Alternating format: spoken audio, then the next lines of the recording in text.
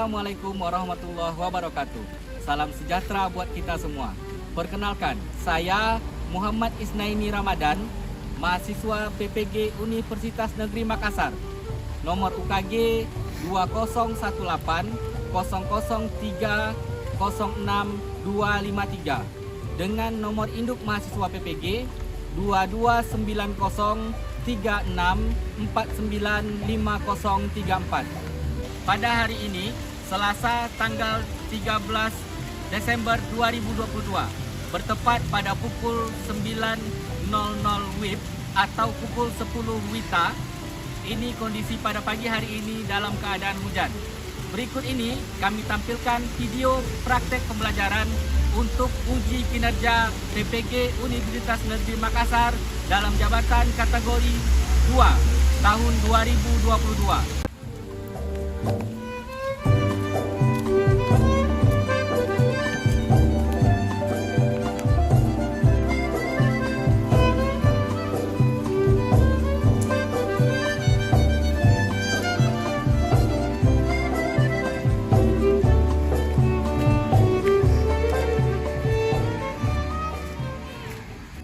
Assalamualaikum warahmatullahi wabarakatuh.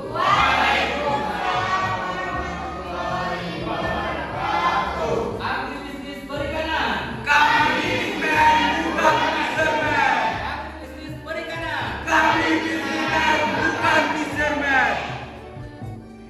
Alhamdulillahirrahmanirrahim. Allahumma sholli ala sayyidina Muhammad wa ala ali sayyidina Muhammad. Anak-anak Bapak yang Bapak banggakan, apa kabar Ananda hari ini?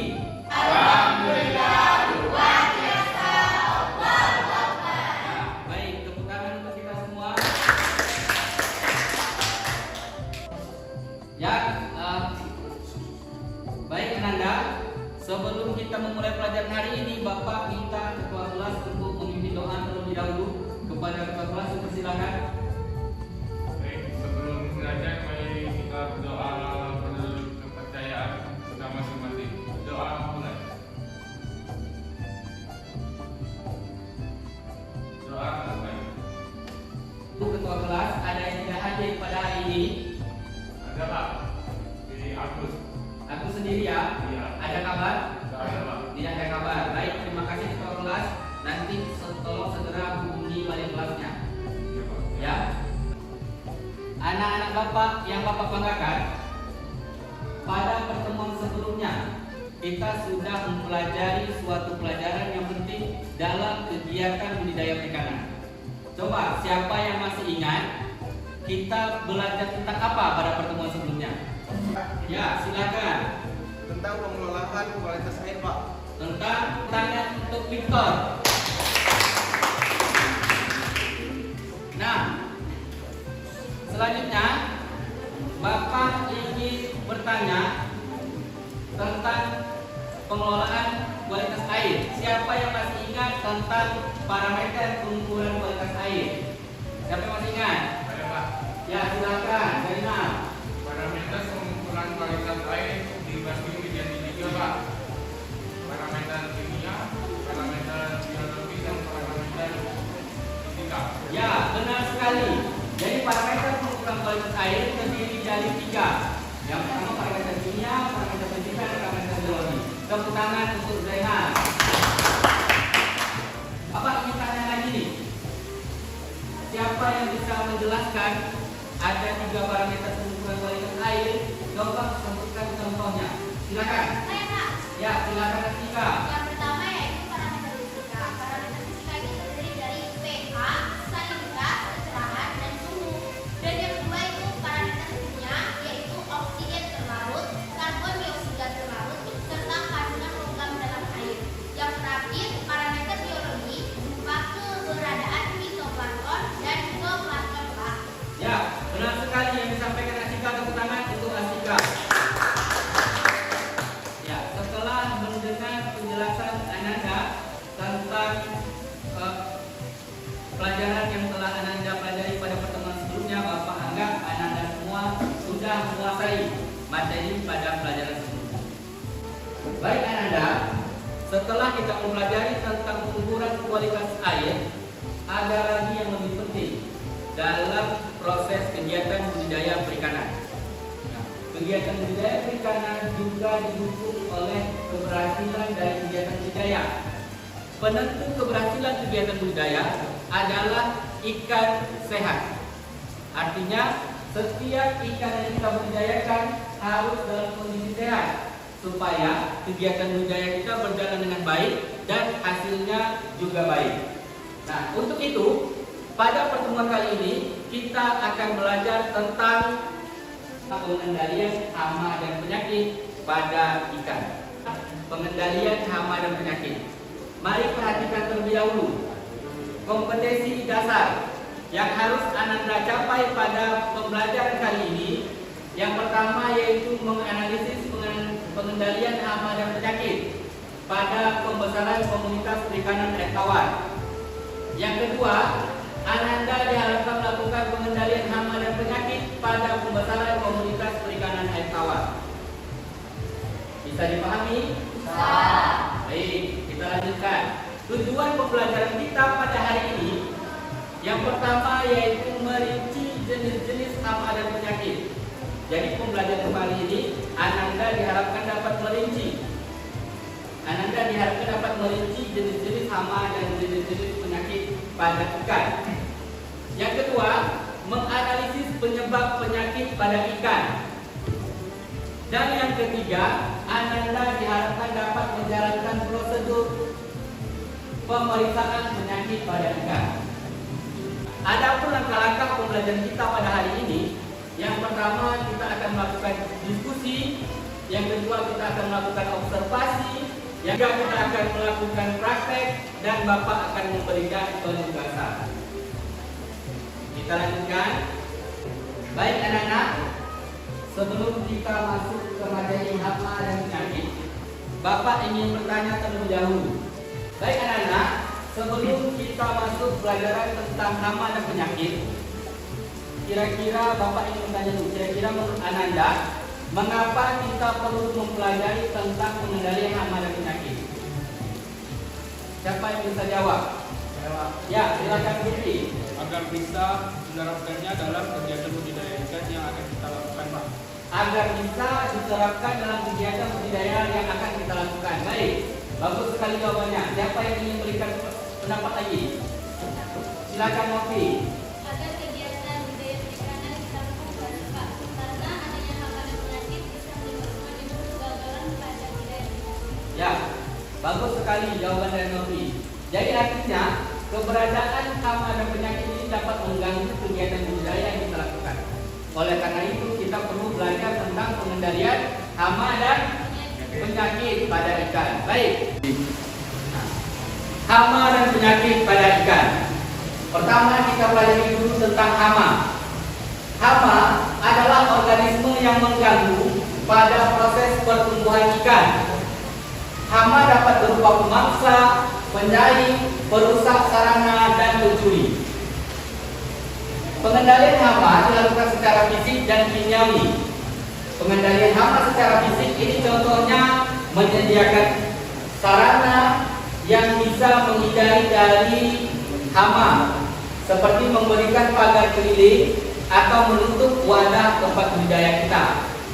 Selanjutnya, sedangkan secara pengendalian secara kimiawi ini bisa dilakukan dengan cara memberikan desinfektan agar hama tidak mendekat kepada wadah budidaya kita.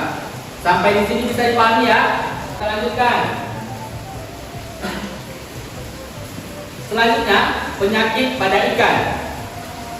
Penyakit adalah segala sesuatu yang dapat menimbulkan gangguan fungsi atau struktur dari alat tubuh atau sebagian dari alat tubuh, baik secara langsung maupun tidak langsung. Nah, perhatikan bagian berikut ini.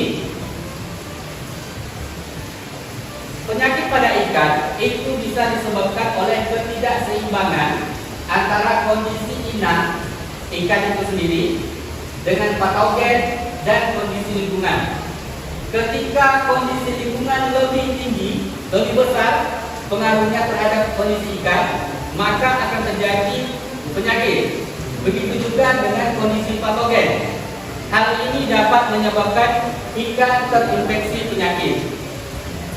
Selanjutnya, jenis-jenis penyakit.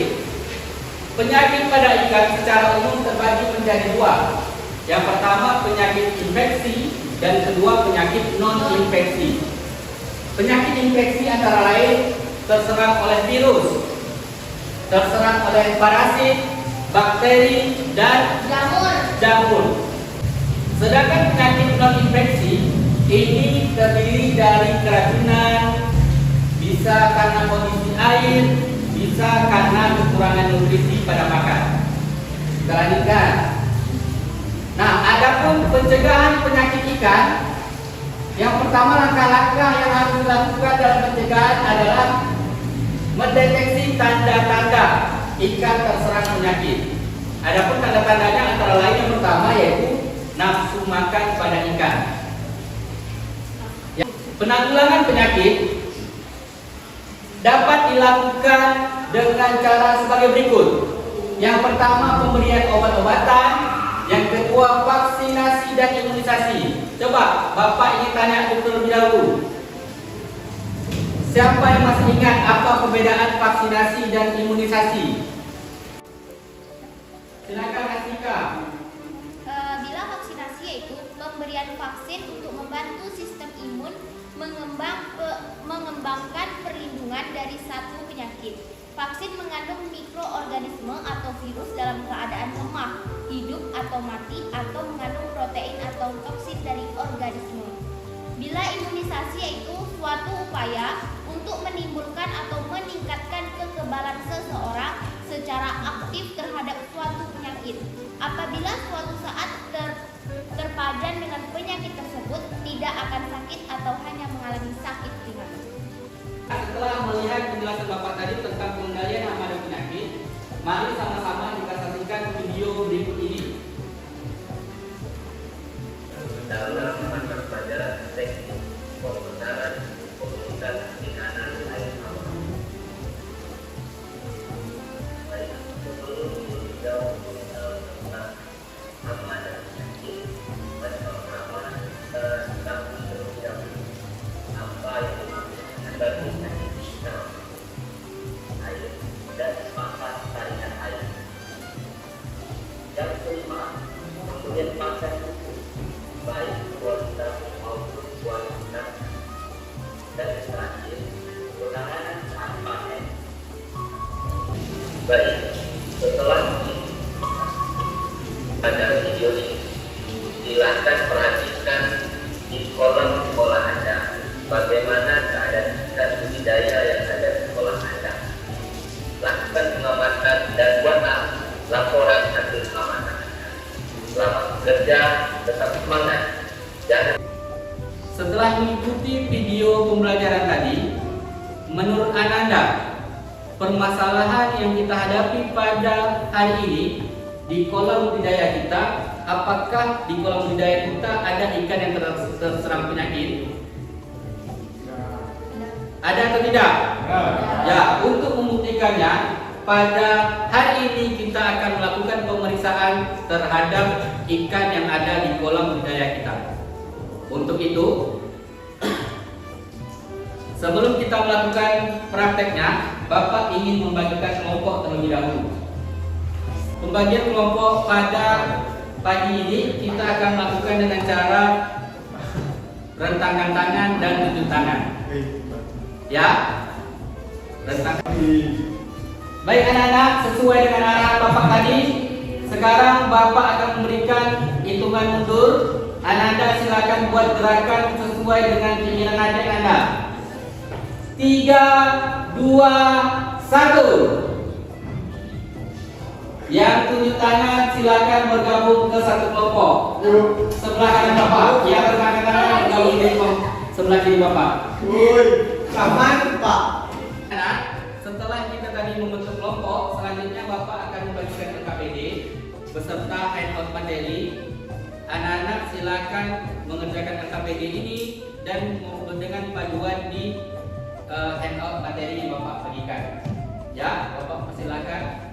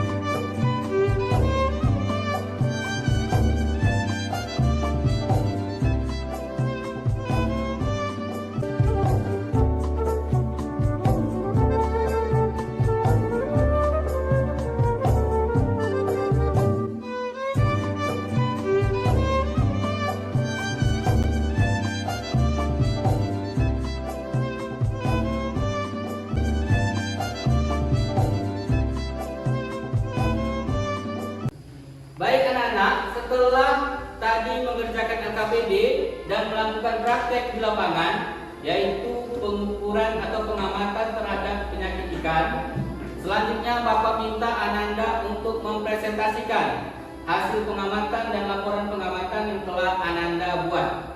Selanjutnya Bapak persilakan kepada kelompok 1 untuk menampilkan hasil diskusi dan hasil pengamatannya. Dipersilakan.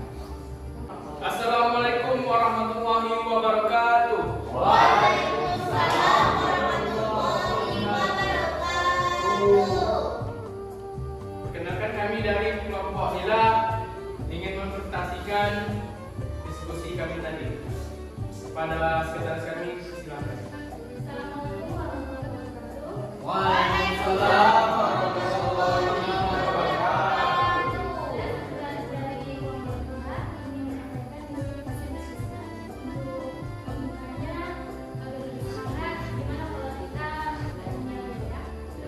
Agribisnis perikanan. Kami businessman, bukan businessman. Hama adalah makhluk hidup yang dapat mengganggu kehidupan dari komunitas perikanan yang dibudidaykan. Yang kedua, hama terdiri dari pemangsa dan pesaing. Hama dapat dicegah dengan menyiapkan sarana budidaya yang baik dan tidak mudah diserang. Penyakit adalah terganggunya fungsi organ tubuh makhluk hidup. Penyakit pada ikan adalah terganggunya fungsi alat tubuh. Ikan yang dapat menyebabkan kematian hingga kegagalan dalam kegiatan budidaya perikanan. Untuk hasil pengamatan dari kita, yaitu untuk ukuran panjang pada sampel 1, ikannya yaitu ukuran 20 cm. Untuk sampel yang kedua, ikan berukuran 25 cm. Ada yang ingin mau ditanyakan?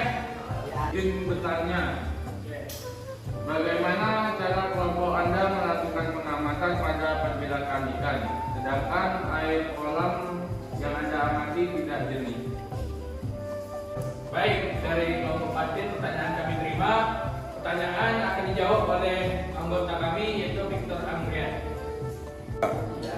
Pada saat melakukan pengamatan, kami mengambil inisiatif untuk mengamati pergerakan ikan pada saat makan. Selain itu juga kami mengamati apakah ikan terlihat.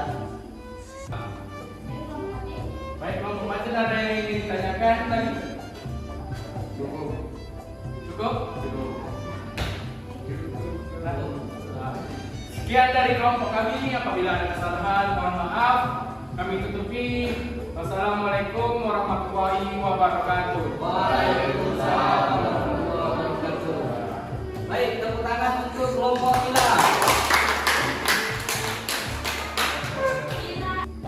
Selanjutnya Bapak minta kelompok Patin untuk tampil menampilkan hasil diskusi serta laporannya. Dipersilakan. Assalamualaikum warahmatullahi wabarakatuh. Waalaikumsalam warahmatullahi wabarakatuh. Kami ingin menampilkan hasil pengamatan kami yang akan disampaikan oleh Ika. Baiklah, di sini akan saya ambil lagi. Kami yaitu laporan hasil pengamatan dari kelompok Patin. Kemudian ini adalah hasil pengamatan dari kelompok Patin. Hal yang diamati yang pertama yaitu ukuran panjang. Sampel pertama ukurannya itu 20 cm. Kemudian sampel kedua sekitar 25 cm. Kemudian sampel ketiga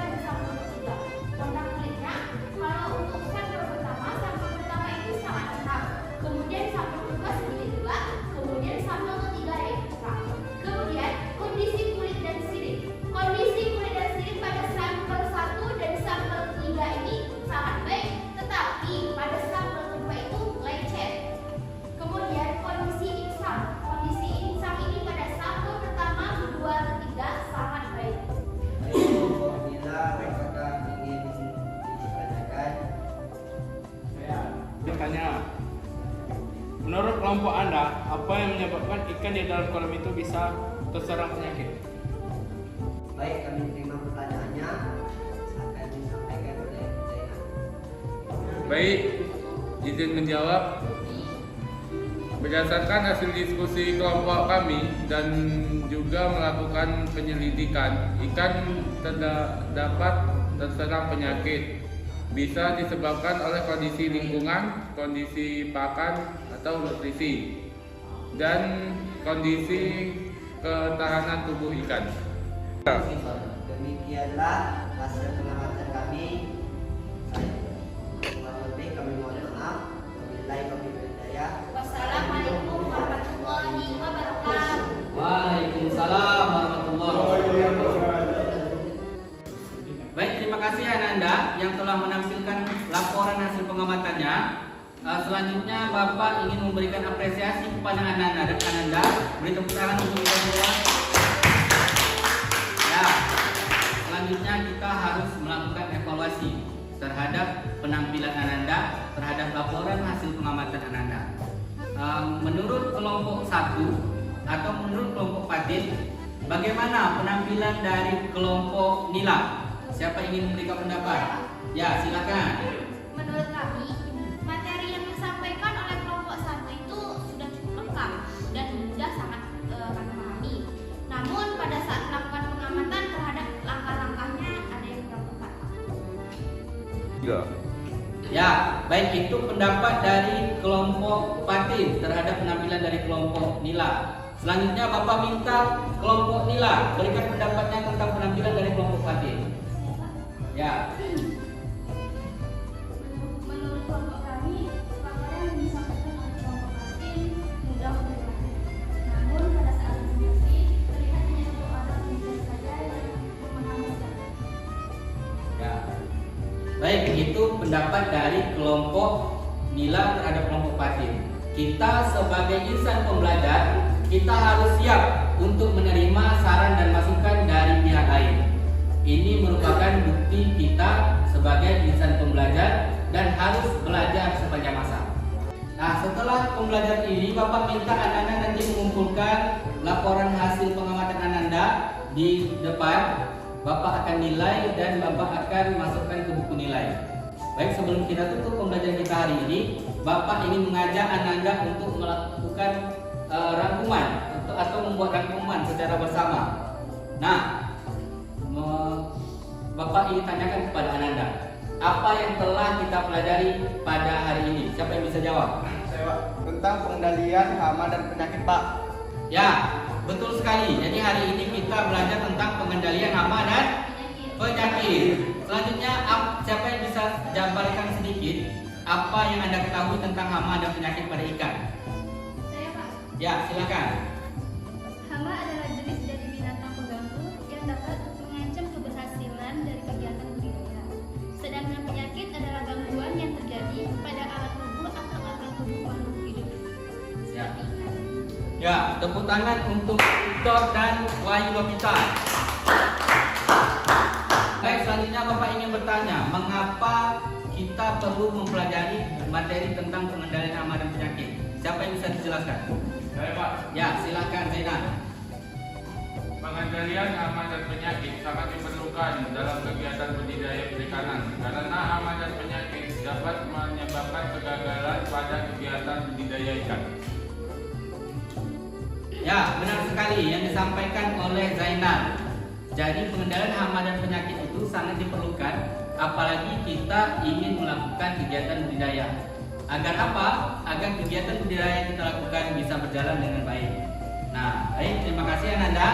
Bapak harap rangkuman yang kita buat secara singkat ini bisa terus Ananda ingat dan bisa menjadi apa pelajaran yang Ananda dapatkan pada hari ini. Pada pertemuan selanjutnya, kita akan belajar tentang inovasi pada wadah dan media budidaya perikanan, khususnya untuk kegiatan pembesaran komunitas perikanan air tawar. Ya, demikianlah pembelajaran kita hari ini. Sebelum kita mengakhiri pelajaran, Bapak minta ketua kelas untuk memimpin doa terlebih dahulu. Kepada ketua kelas dipersilakan. Baik, sebelum mengakhiri pelajaran kita pada